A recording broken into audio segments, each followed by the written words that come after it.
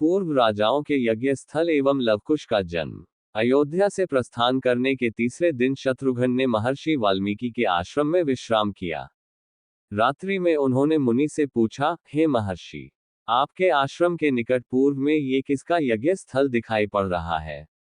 महर्षि बोले, हे सौमित्र, ये यज्ञ स्थल तुम्हारे कुल के महान राजाओं ने बनवाया था। मैं उनके विषय में बताता हूँ। तुम्हारे कुल में सौदास नाम बड़े धार्मिक राजा हुए हैं। एक दिन आखेट करते हुए उन्होंने वन में दो भयंकर दुर्धर्ष राक्षसों को देखा। राजा ने बाण चलाकर उनमें से एक को मार गिराया। यह देखकर दूसरा राक्षस ये कहता हुआ अदृश्य हो गया कि हे पापी, तूने मेरे इस मित्र को निरपराध मारा है, अतः मैं इसका प्रतिशोध अवश्य लूंगा। कुछ समय पश्चात सौदास ने अपने पुत्र वीर्यसह को राज्य देकर और वशिष्ठ जी को पुरोहित बनाकर इस स्थान पर अश्वमेध यज्ञ किया। उस समय वही राक्षस अपने प्रतिशोध लेने के लिए वहां आया और वशिष्ठ जी का रूप बनाकर राजा से बोले कि आज मुझे मांसयुक्त भोजन कराओ, इसमें सोच विचार की आवश्यकता नहीं है। राजा ने अपने रसोइये को ऐसा ही आदेश दिया। इस आदेश को सुनकर वह आश्चर्य में पड़ गया।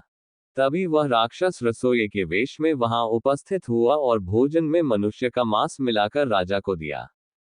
राजा ने अपनी पत्नी सहित वह भोजन वशिष्ठ जी को परोसा। जब वशिष्ठ जी को ज्ञात हुआ कि भोजन में मनुष्य का मांस है तो उन्होंने क्रोधित होकर राजा को शाप दिया कि राजन, जैसा भोजन तूने मुझे प्रस्तुत किया है वैसा ही भोजन तुझे प्राप्त होगा।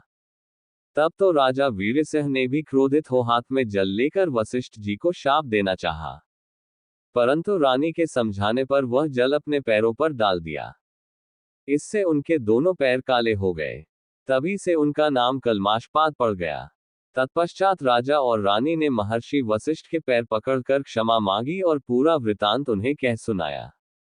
तब वशिष्ठ जी ने कहा कि राजन, 12 वर्ष पश्चात आप इस शाप से मुक्त हो जाओगे और तुम्हें इसका स्मरण भी नहीं रहेगा।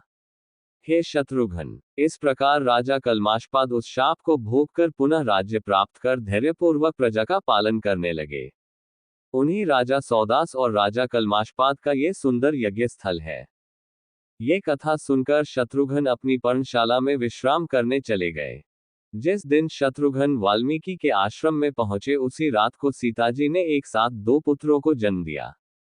तपस्विनी बालाओं से उनके जन्म का समाचार सुनकर महर्षि ने एक कुशाओं का मुट्ठा और उनके लव लेकर मंत्रोच्चार द्वारा उनकी भावी बाधाओं से रक्षा करने की व्यवस्था की।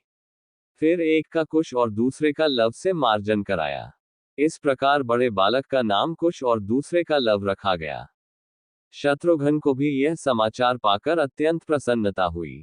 अगले दिन प्रातःकाल सब कृत्यों से निवृत्त हो शत्रुघ्न मधुपुरी की ओर चल दिए।